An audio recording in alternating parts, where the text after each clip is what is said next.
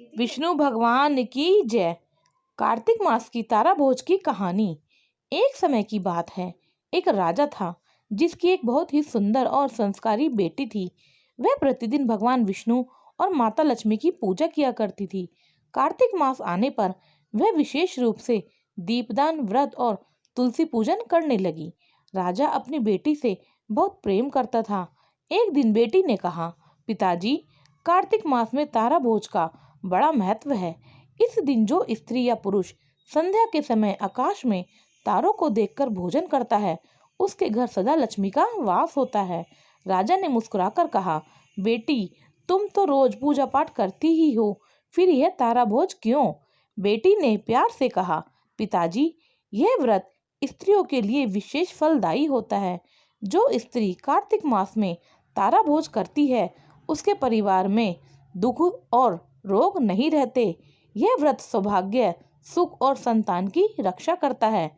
राजा ने कहा, तो ठीक है बेटी, आज से हमारे महल में भी तारा भोज का आयोजन होगा।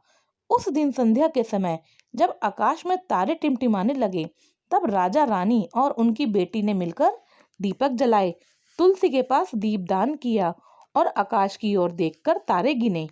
और उसके बाद उन्होंने तारा भोज किया, यानी पहले भगवान को भोग लगाया, फिर स्वयं भोजन ग्रहण किया। उसी रात माता लक्ष्मी प्रसन्न हुई और सपने में राजा को दर्शन देकर बोली, राजन, तुम्हारी बेटी ने कार्तिक मास का तारा भोज का व्रत किया है। इससे तुम्हारे घर में सदा धन, सुख, शांति का वास होगा। सुबह जब राजा ने यह बात सबको बताई, तो सारे नगर में यह व्रत करने की प्रेरणा फैली। उस दिन से कार्तिक मास में तारा भोज करने की परंपरा चली आ रही है। जो कोई स्त्री या पुरुष सदा श्रद्धा से कार्तिक मास में तारा भोजन करता है, उसे आयु, आरोग्य, धन और सौभाग्य की प्राप्ति होती है। परिवार में सुख शांति बनी रहती है।